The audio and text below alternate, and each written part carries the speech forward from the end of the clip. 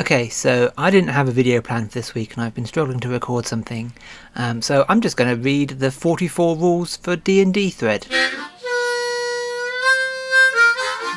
So for anyone that doesn't know, this is a thread that appeared either, I'm not sure where it came from, Twitter or Reddit, where somebody apparently, a DM, their game was on hiatus for a while and they came back, they dropped this list of rules. Now it might be bullshit, I don't know, but this list of rules that came out and everyone's talking about it in the webosphere, and it kind of seems like it was written by an insane person, or at least what I've seen of it. Like obviously the more hot button kind of topic ones are the ones that people are going to latch onto, but there's 44 of them, so they could be somewhat reasonable in there, I don't know, but I'm going to look at them all and then worry about how relatable perhaps some of them are. Alright, 44 rules for D&D. Number 1. I'm timing turns. I don't give a f*** if it's unfair in your opinion, because your spells are hard or you don't know what square to move to. You get 1 minute to know all actions you want to take, or I skip your turn. Okay, now I get that we're talking combat really here, in D&D takes far too long and is far too fiddly.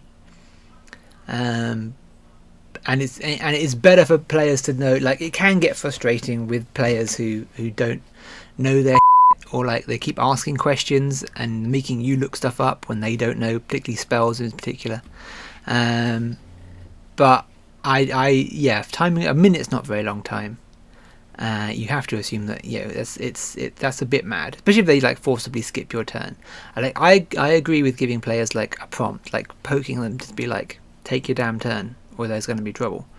And then like at some point you can be like, well, that's your final answer, is it? I think that's fine. But yeah, timing turns is a bit of a strange thing to do. Number 2, if you want harder fights, bring a second character sheet and expect to twiddle your thumbs when you die. I'm not going to baby anyone. I mean I've certainly seen, it's not the first time I've heard a D&D player say that. They want like character death. There's a lot of players that want character death firmly on the table. I personally don't want character death firmly on the table. I'm happy for we're telling an evolving story, and that story can go badly for you, it can go well, but I don't think character death is as impressive a stake as some people make it out to be. I think I just is like the bare minimum level of stakes is character death, especially if it happens a lot, or if it's relatively likely to happen. If it's always on the table, it's not really a consequence at all, especially if you're letting your players just roll up another character regardless. I think character death is way overblown. So players that are like, oh, we want hardcore mode, and the only definition of hardcore mode is character death, well, then I'm going to kill you probably, because I know the game better than you do, and I have a larger set of toys than you do to play with.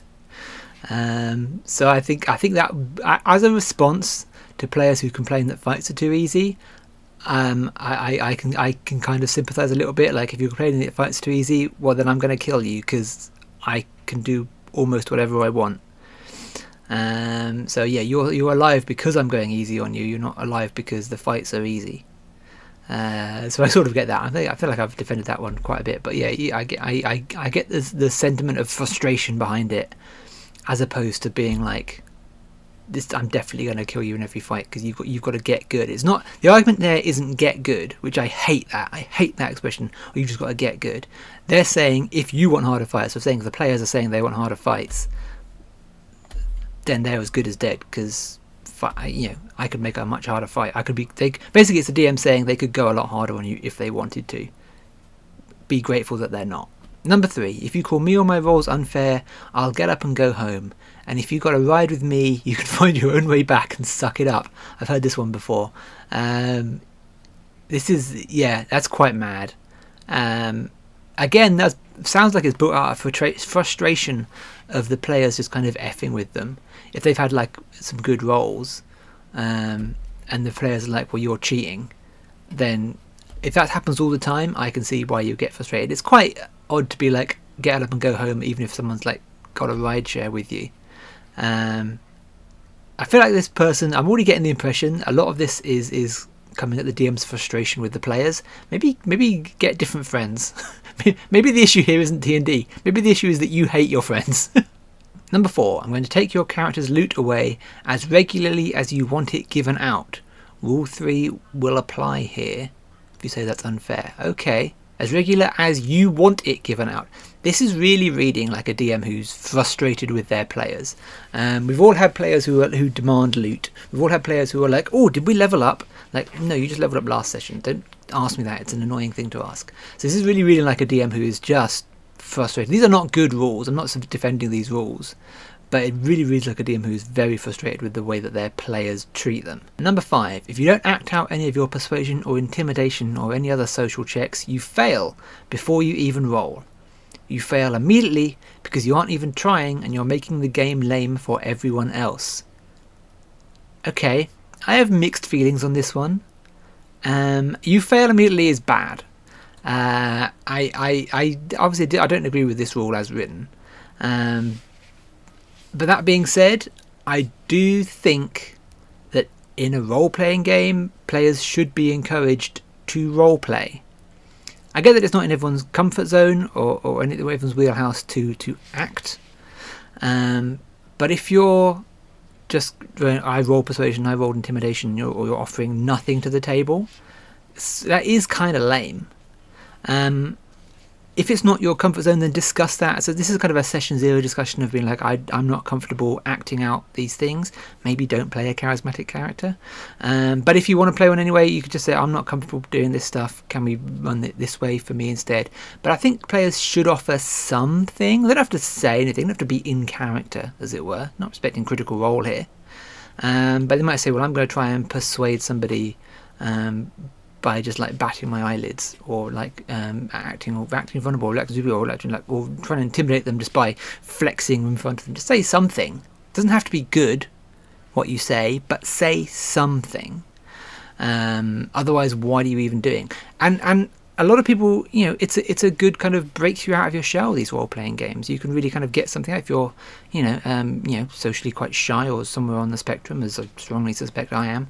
Then you can really help you get more comfortable in those kind of things. Number 6, if you don't pick up cues for side quests, that's not my problem. Get over yourself. It's not a video game.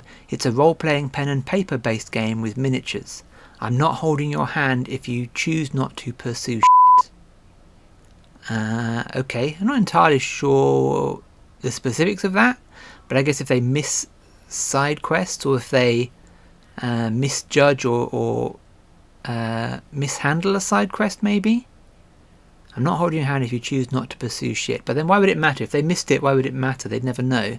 I've laid out clues for side quests to my players before, and they've just either missed them or ignored them, or like taken them to a point and one of them. That's fine. It doesn't matter that they did that. If they don't want to do that little side quest, that doesn't matter to me. It doesn't bother me.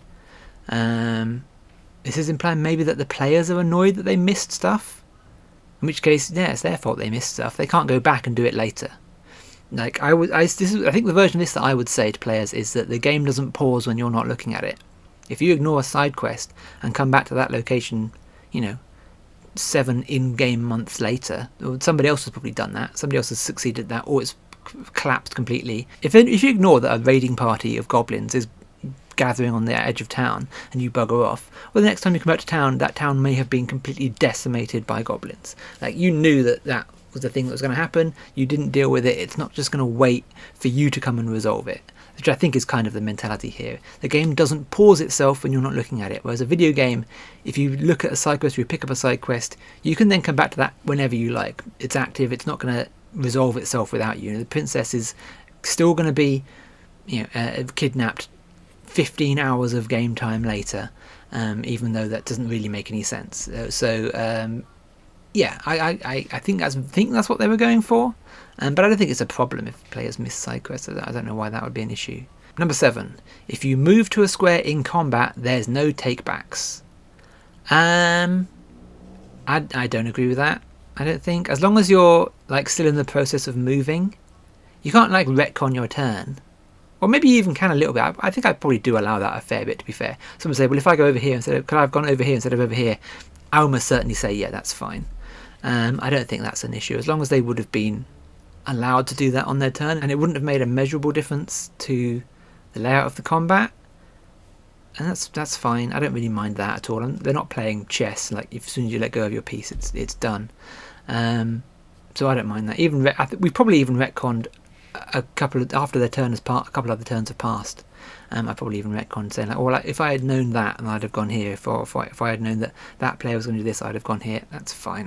That's a silly rule. I think people should be allowed to play a bit fast and loose with combat there. But then I find D&D combat kind of boring, so I just want to make sure that everyone's doing what they want to do. Number 8, you tell every single person what you're doing before you do it. You don't f***ing roll dice and then say you're casting Fireball. You tell us all. I mean, that's a very specific rule. Why would you not say what you're doing before you roll dice? So I guess I'm with him on this one. That would be an annoying player trait. Again, a lot of this feels like it's aimed at a very specific group of players who frustrate this DM. Number 9, I will give out exhaustion more frequently. If you argue, go home, or you can actually fight me over it. Or you can DM yourself. Actually fight him over, okay. I don't know if that means actually fight. I mean, why would I guess actually fight means actually fight. It's a bit of a weird one. I quite like exhaustion. I think it's an odd mechanic. I think there's a lot of like little details in D&D that are quite nice, but are very poorly implemented. And exhaustion is one of them. It would be nice if there was a more clearer kind of like exhaustion system. I don't know why you would give it out more frequently, other than to be like you're going to invent some reasons for people to have it, or if they're just like staying up for days on end or doing travel. It would be nice to like I have said before, it'd be quite nice to run like a hardcore D&D game where players have to keep track of ammo and food rations and how much money they have and like exhaustion and things like that. It would be interesting to play a game that way. You couldn't go very high level. It'd be a very low level game, but that would be an interesting concept. 10. Every snide comment you make to an NPC will be remembered and paid back in triplicate. You all seem to believe there is little consequence. Again, very targeted comment. Every snide comment you make. So, I mean, that makes sense. If you're like rude to an NPC, they're not going to like you. That feels like the DM, however, okay, I'm going to however this one. That feels like the DM is taking it personally. Whilst when my players take a dislike to an NPC, or when they are snide or rude, I just amp up that NPC's dislikability. I just make that NPC more unlikable. Like if the players take a dislike and I hadn't really intended it that way, like, well, now that's just an unlikable NPC. He's rude. He's taking advantage of the players or whatever. So the ruder, so in a roundabout kind of way, I'm sort of doing what they're saying. Like the ruder the players are to the NPC, the less useful the NPCs are. So I'm kind of doing that, but I'm doing it in a more subtle, less aggressive way. I appreciate that the players can often play a bit cavalier with these kind of things and think that there will be no consequences, but there will be consequences. I think that's fair, but I don't know why he feels the need to go so aggressive with it. Paid back in triplicate is a weird threat. Unless his players are just like horrible to every single NPC they get to. I'm only a quarter of the way through this list. 11. You will not be given a mega dungeon every session. A temple is not the size of a small city, neither is a cave. This will happen when it's natural and organic. Go play some roguelike if you want that. Sure. I mean, that's not an issue at my table. I think my players already know this about my games. They almost never get a mega dungeon. They've maybe done, my 5-year campaign has maybe done 2. And my other home game has never had a mega dungeon, I don't think. I might be wrong about that. Dungeons are pretty rare in my game. That's just not how I want to run games. It doesn't interest me. The dungeon part of Dungeons & Dragons is just sort of not that interesting, so my players just sort of have to accept that that's just not how I'm going to run my games. And if a player group doesn't like that, then that's the wrong DM, and they find another DM who does do that sort of thing. It's really, I mean, this list really feels like the DM and the players are on completely different wavelengths as to what kind of game they're going to be running. 12. The travel portion is done. You want to travel continents, doing literally whatever you want, whenever you want? Go play Warcraft or play D&D with AI. Again, a total clash of what the DM wants to what the players want. This just sounds like a very toxic game. That the DM and the players are not on the same page about what kind of game they want to be playing. And I just stop playing this game. 13. If you're late for no good reason, I'm going to halve your character's hit points for the entire session. Classic. Yeah, again, frustration with specific players. Late all the time, I guess. For no reason. That's a wild penalty for that. But it sounds like an awful game. Why is it still playing? Why is it still running? 14. If you don't show up for no good reason. The next extreme. And that will be determined by me alone if no one else has the guts to say for fear of upsetting one another. The first time you'll find yourself losing either a whole level or up to 3 major items of your own. How do you undo a whole level? It's not like I guess you could. It's just got a lot of fiddly elements, I suppose. The second time you do it in a row, you'll be removed from the chat and the group full stop. I have no time for people to not show up. I mean, this DM is... the problem here is we don't know if this is... The DM is just a child and is intolerable of anything, or if the players have just been so awful for so long that the DM just can't take it anymore and has been driven to madness. So these are obviously bad rules, but are they the DM's fault or are they the player's fault? That's the question. 15. If you get too stoned or drunk to play, I will go home without warning. Your warning is here. Again, it just sounds like something that their players must... Why would you specify that unless it's happened before? You only need warning labels for people who are stupid enough to break those rules. That's why warning labels exist, because somebody at some point did the thing. This team's been hurt before. Who hurt you? Show us on the Dragon Mini where the players hurt you. 16. If you get up for a bong or smoke or whatever breaks every 10 minutes, I will simply pack up and go home. I'm sick of waiting for every bloke to be at the table. Similar setup. The players just annoying them. He came over to play D&D and the players just sound like they're less committed. This kind of just sounds like the players just don't really give a shit about the game. If we're taking it from the DM's perspective, and they are implementing a set of mad rules to be like, this is I'm sick of running a game for you, but if you really want me to run this game, you have to assume that the players have asked the DM to run the game, even though they're like, I'm not enjoying this. The player's like, no, come back, we really want to play. And he's like, well, it doesn't feel like you want to play, so here's my rules. Here's all the things that make me feel like you don't actually want to play the game. If you actually want to play the game, here's the things you have to follow. 17. Guidance, divination spells, owls, and whatever spells I decide are too f***ing stupid are banned outright. No more f***ing guidance. Okay, here's where I am way going to disagree with this DM here. That is terrible. I don't ban anything from my table, mostly because I'm not... If you watch my other videos about how I run D&D, I'm not really obeying the rules anyway. I don't want to obey the rules. I want to be creative within the role-playing sphere. So it doesn't matter to me that the players might have overpowered or broken things, because everything that I do can be overpowered and as broken as I like. So the players coming up with wacky things is great, because it just means that I get to come up with more wacky things. So I would never ban anything at my table. Spells I could decide are too f***ing stupid. No. I mean, some things in D&D are badly written and are quite like badly implemented, but yeah, I would never ban anything. No more f***ing guidance. What's wrong with guidance? Guidance is like useless once you get to a certain level. It's just a D4. It's barely a blip. I sometimes rule that a player can't do guidance because there's like, it's not covert. And it will look suspicious, or they don't have time to cast it. If they're trying to make an instantaneous reaction, they can either cast the guidance or they can react to the thing. But yeah, it's that. Yeah, no banning. Don't ban things. Don't ban things at your table. It's just silly to ban things at your table because you don't know how to run them. 18. You get one chance at a skill check. Oh, this is going to be an interesting one. You get one chance at a skill check. If you f*** up, your party doesn't get their chance to do the same check.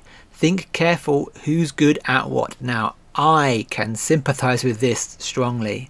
When it occurs to a player to make a skill check, let's say an insight roll. When one player says, I want to make an insight roll on this guy, and they very obviously fail, then the other players in turn might go, well, I will insight. I'm like, well, okay, it didn't occur to you though. It only occurred to you because they said that they wanted insight, presumably because that player doesn't trust the character they're talking to.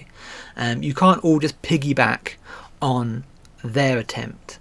I somewhat agree with this one. You get, if you got like fail to pick a lock, well, everyone can't just then try just in case they manage to succeed. I don't know if necessarily I would limit it to one chance, but I can definitely see the logic behind this rule. Like you can't just keep trying something until you succeed on a roll. Otherwise, it's just, what was the point of rolling? Yeah, wow, I'm really sympathising with this DM way too much. Maybe, I don't know. I think everyone else has come out. I feel like everyone else who's talked about this has come out against the DM, but I am really like, clearly this is a DM who's been, wrong through the mangle by their players. 19. Discussion of metagame details in game will result in instant damage to your character. I don't have players who metagame necessarily, at least not in a way that annoys me. So I don't think that's a problem, or it's not a problem to me. But because I'm very adaptive and very like improvisational, when the players meta something, I just change it. Players think that's how they think they know how something. So I say to players at the beginning of my games, you can have all the meta knowledge you want of this game, of this world and everything else. You can dictate like what you think your player knows, your character knows even. However, that is what your character thinks is true.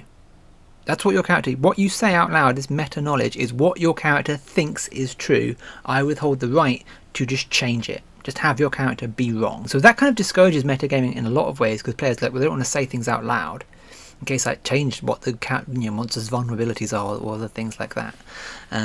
So they don't want to. It discourages metagaming in the sense that I withhold the right to change the rules of the game at a whim. If you're a DM who likes D&D and likes playing by the rules of D&D, then I can see how that would be a problem. You want to run the game because you like the game, then players metaing it will simply just break it quite easily. So I can get why that problem, but it's not a problem. But for me at my table, it's just a non-issue. 20. Rules lawyering fellow players is encouraged. Okay, actualing me will just result in me telling you to f*** off. That seems contradictory. You want the players to rules lawyer each other, but they're not allowed to rules lawyer you. I like the players rules lawyering me because my players know the rules better than me. I'm running 2 D&D games, 10 players total. Was it 11 players total? It's a lot of players, and they all know D&D better than I do. I'm positive of that. So if they actually me, I will tend to go with what they say. I'll tend to be like, yeah, that seems fair. That sounds about right. We'll go with that. Sometimes I'll overrule them, because I'm adapting the game to what I want it to be. But yeah, I'm quite happy for my players to rules lawyer me. However, I think this is the other way around for me. I don't mind being rules lawyered. I think rules lawyering each other is bad. I think that's annoying, unless it's like a fundamental kind of rule, or a rule that helps them.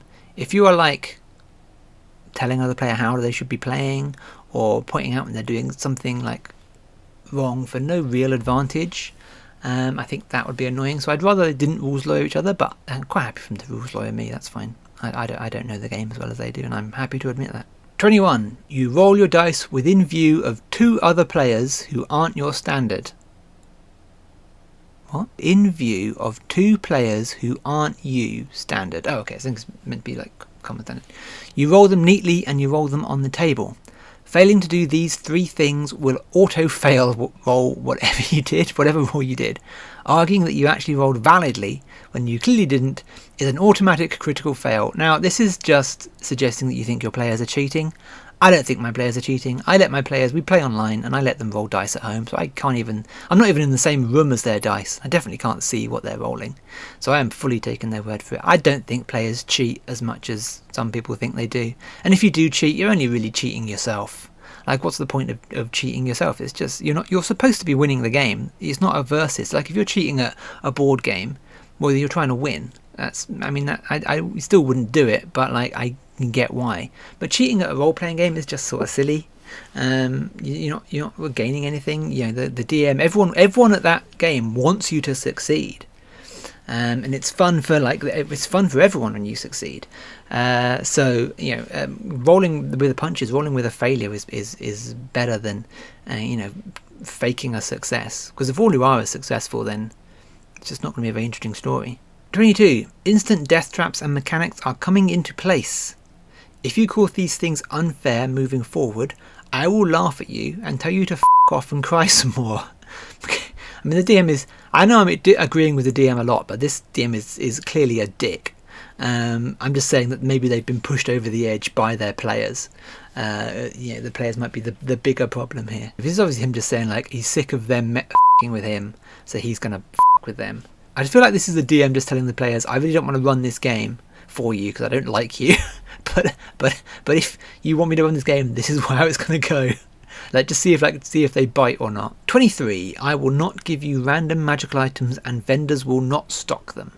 They are meant to be rare and hard to acquire. I kind of like this rule. I think I overdo it with magic items. I run a high magic game, so there's magic everywhere. But I have thought it would be interesting to run a low magic, where magic is fairly rare. And hard to find, is rare and hard to acquire, as I say. I think that would be interesting. I think that's just as a game choice. I think it's just a style choice of the world. So this doesn't seem like too egregious. It's just saying, like, just so you know, this is a low magic world. Magic things are hard to find, which I think is fine. That's just a session 0 kind of discussion, or it should have been a session 0 kind of discussion. But that's just how the world is going to be. 24. We're only just over halfway. 24. Random encounters in the form of random dragons or strange mysterious road trader, or a band of goblin prostitutes, odd choice, isn't going to happen. Go play Baldur's Gate 3. Okay, sure, you don't want to do random encounters, particularly with goblin prostitutes? Is that a thing? Are there goblin prostitutes in Baldur's Gate 3? I haven't played Baldur's Gate 3, and I don't really want to. It doesn't interest me. That's a whole other discussion. But if you like random encounters, that's fine. It's a DM's choice. It's not like the magical items thing. That's not the player's choice. That's the DM's just saying that's how the world works. 25. I don't give two f***s what Reddit said about X or Y ruling. Okay. I've definitely looked up a rule from time to time when I didn't know and none of the players knew it. So to look up a specific on a rule. If the players argued about something and said, oh, Reddit says we should run it like this, and I'd already made a ruling, yeah, and I would cut that out and stop Googling stuff that I've already made a ruling on. If I haven't made a ruling, then feel free to suggest something. I'm happy for the players to suggest rules because I tend to run narrative games. I don't really want running D&D, so I tend to run games where players have more freedom. But yeah, if I've already made a ruling, don't try and overrule me, particularly if it's suspiciously in your favour. 26. I actually give less of a about what your mates group did. Mates? I think it says mates and group. I think it just said mates group. Yeah, okay. Yeah, again, it's kind of intrusive. It's kind of presumptive of the players, especially if you've DM's made a ruling. It's very presumptive of the players to say, well, that's not how I would have done it. That's not how so-and-so would have done it. I feel like I'm so mostly on the DM side. I don't know if that was meant to be the takeaway here. Aren't we supposed to be against this list? 27. Saying anything to me about other players not liking me, doing X or Y, without them saying it directly to me, will result in me kicking you out of the group. Don't use someone else to push your own agenda. Okay, this is...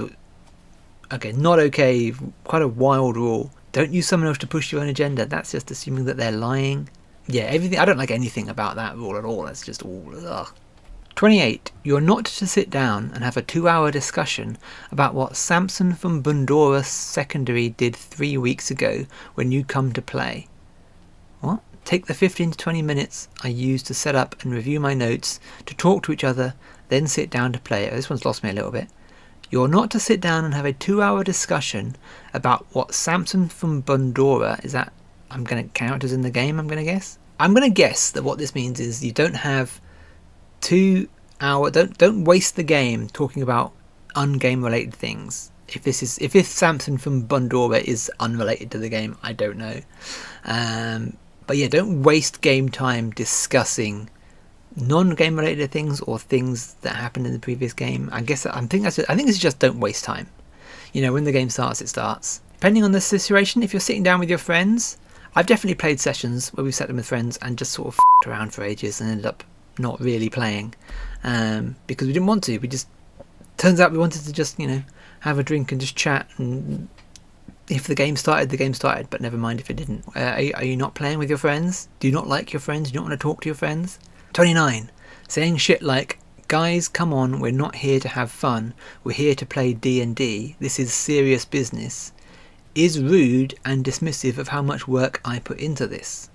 I will simply go home if I hear this shit. Because obviously you're running D&D because you're trying to create a fun experience for the players. You're trying to create a fun experience for them. So if you're someone saying, well, we're not here to have fun, they're saying that you're not running a fun experience. They're saying that it's his D&D, it's his work. Because it is kind of a jokey line. We're not here to have fun. We're here to play D&D. So if there's someone jokes about that D&D isn't fun, then you'll be offended again and you'll go home. 30. Don't fucking order food randomly. You've lost me immediately. Order food. If somebody orders a pizza and it shows up, I'm like, yeah, let's have some pizza. We will eat together at a specific time or not at all. I don't want food shit all over my things. Like, I can sympathise with that to some degree, but like, I'm a foodie, I'm a snacky person. If people are like, we should order food, I'm like, yeah, let's order some food. If food shows up, somebody like goes, oh, I've got brownies in my bag, great. I'm happy, get some food out. But I can understand if you're like precious about your minis and stuff, that you don't want people with greasy fingers or whatever. I think it's okay to be selective about what foods and drinks you will allow at the table. So I had someone spill a pint of beer over my copy of Root once. My lovely copy of Root. Oh no. It's surprisingly okay actually. Root is, just as random aside, Root is very robust to spills.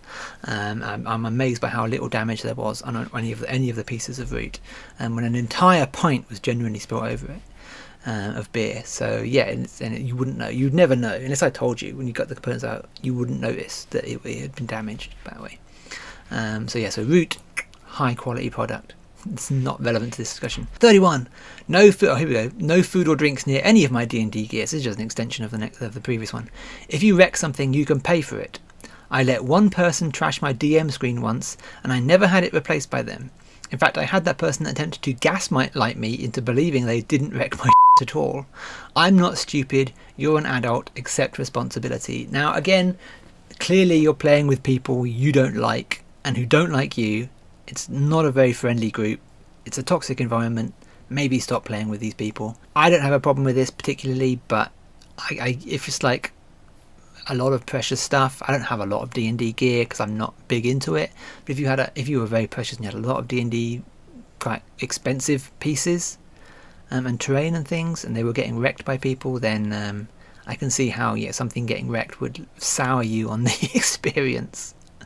And that's why proper D&D tables have little clip-on like cup holders, so that you don't have to put things on the table, don't they? So we all feel that pain of your getting wrecked. But yeah, maybe just don't word it quite so aggressively. 32. Arguments between party members outside of roleplay will be resolved by me giving the definite ruling. If you don't like it, f*** off back home. Arguments between party members outside of roleplay? So like real life arguments? Or like meta arguments? As in arguments that have still arguments about the game but not in character? Or real life arguments? Games can get bogged down by stuff like that, and things can, take a while. I've definitely had entire sessions almost not ruined, but like taken up by players just going back and forth on an idea, unable to decide how they should proceed. I'm just not sure what it means by outside of roleplay, but that's something that makes it even worse. If it was inside roleplay, at the very least, you could have something happen that would like solve the situation, but outside of roleplay, that's a bit weird. Again, that's a DM lamenting that the players waste a lot of time and the game doesn't go anywhere. So, 33. I don't give a f*** what they did in Critical Role, or what that one guy on Reddit said, or if you think that it's all make-believe so you can do what you want. The world I run works on internal rulings and law I created specifically for it. That's just how the game works? Like, why do you need... That just is like... There's an internal logic to the world and the game that you have to obey. Again, without a specific example, this is a bit too vague to have much of an opinion on. But yeah, the world should have an internal logic. I run games where players are allowed to make up law. and rulings, and create the logic of the world. So again, this is not a situation where I would ever come into, because I'm fine for players to do these things. So I'm fine for players to to f with the logic of the world, but there still has to be some kind of internal logic, and I feel like that's a given in most scenarios. Like the DM has final say on the science or physics of the world, I guess. 34. Every single person in this chat is having debuffs applied to their characters that should have occurred a long time ago. This will be specific to characters, so he's nerfing their characters. It should have been done. Why? I mean, you're the DM. Again, I've said this before, but you're the DM. You can do basically anything, or at least you have the breadth of the toy chest to play with. The players are limited, and if they want to overpower their characters, that's fine, because you can just do whatever you want to combat that. You don't need to nerf their characters. You don't need to ban stuff from your table. You don't need to debuff them. You don't need to like manipulate them like that. You can just do something else that makes you more powerful. If your players are adding an average of +10 to everything, well then guess what? DC's just went up by 10. Why not? You're in charge. So yeah, that's how you. And it's still cheating largely to some degree, but that's how you're supposed to do it. You're supposed to nerf the players. Is to just the world's supposed to get harder as they get stronger and they take on more complex threats.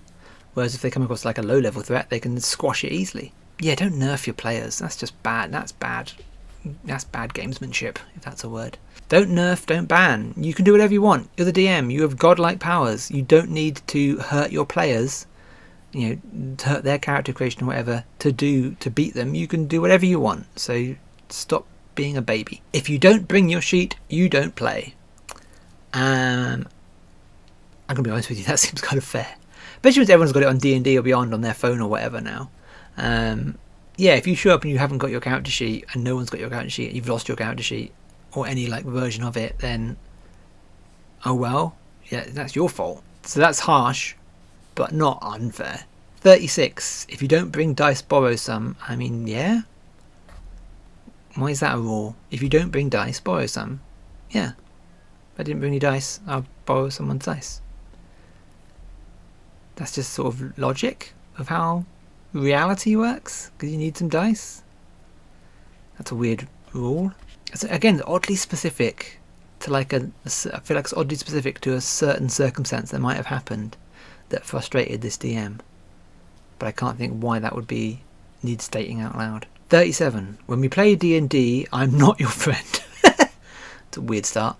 That doesn't mean you treat me like an enemy during the game. It means I'm no longer being nice. Okay, well this is the counter opposite to how I would run D&D on any level. I'm here as your friend, trying to have a friendly time and make a fun experience for you. I don't care what I have no agenda here. I don't need to win or beat you or do anything. I don't need my story to progress in the way that I want it to. No, I'm here to create a fun scenario that you can have fun in.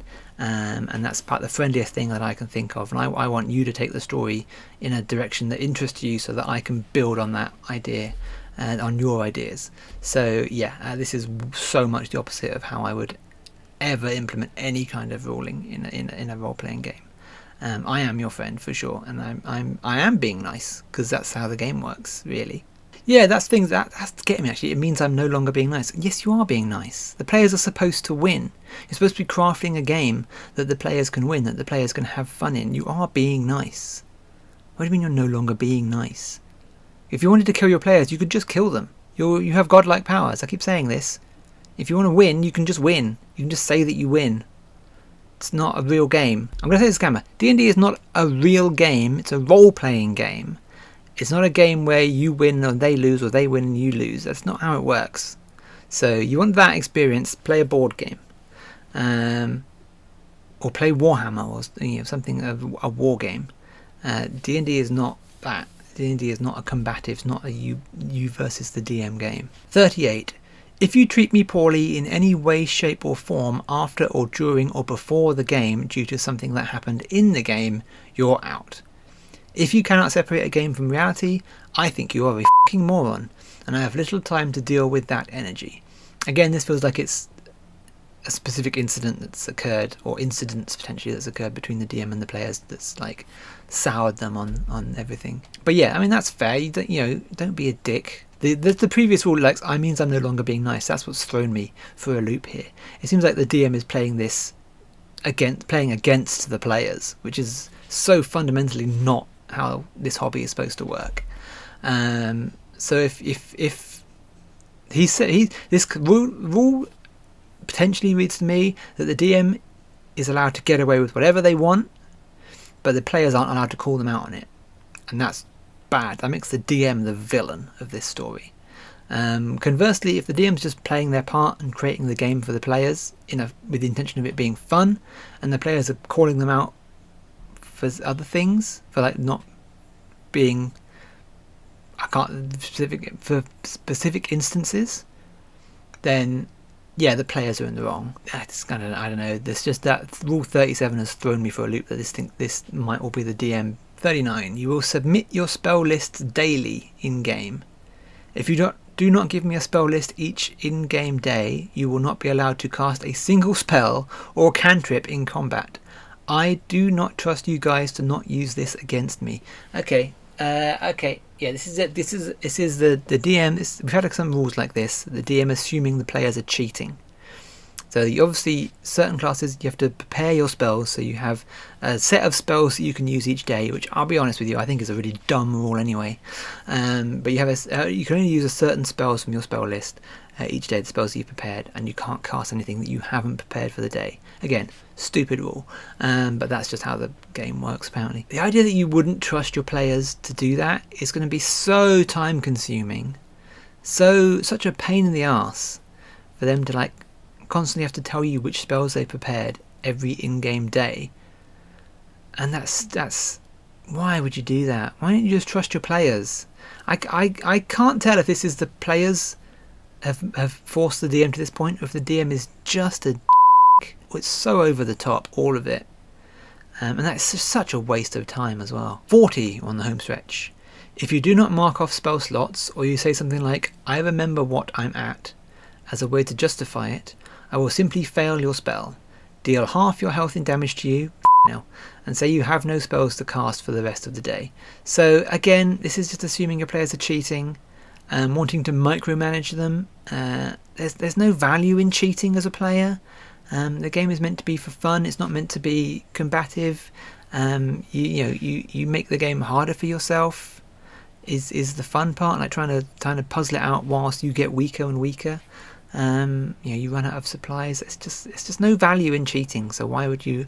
Either the players cheat all the time, or the DM is just like incredibly paranoid. You have to trust the players to police themselves at a certain point, because you can't keep up, especially at high level stuff. You can't keep up with everything they can do. There's just no way. There's somebody here who's incredibly toxic. Either the players or the DM is just the most toxic, worst kind of person to meet in the hobby, and it's just horrible. This list is very increasingly horrifying. 41. If you break literally anything, you can buy the replacement that day or not attend till you do. I'm not sure what that's referring to, but then like breaking household items, breaking the table, breaking minis. Yeah, again, this is the DM either not trusting their players, or the players proving themselves to be particularly reckless and not respecting the DM's property. But yeah, I mean, it's a harsh rule, but it's not unfair if people keep breaking stuff. 42. If you've complained about the choice of music, I fully expect you to bring the whole playlist the next session, or to shut the up. Okay. Why would you complain? And if people are, and if it's complain worthy, then just don't use music. 43. Cannot stress enough how little I care about how you feel about my rulings from now on. I am not gonna jump and say that the players, because obviously it's aimed at a specific group of players.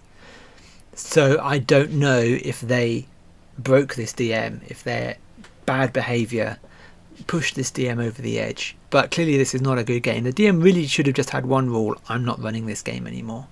Because it's bizarre to make this list of insane rules instead of just like cutting out those players from your life if the players were the problem. Let's get to the last rule. I'll give my final thoughts. Rule 44. I'm never just threatening you, I'm promising you. Yeah, I mean, that's just a summary, isn't it? Just a summary of of the list and the game in general. It just sounds like such a horrible game. As soon as somebody presents you with that list of rules, you're just like, yeah, we shouldn't be playing this game anymore. Clearly, nobody is enjoying it. Either they're targeted, like I say, at specific players who have pushed this DM over the edge, or the DM is just a baby who needs the game to run in a very specific kind of way.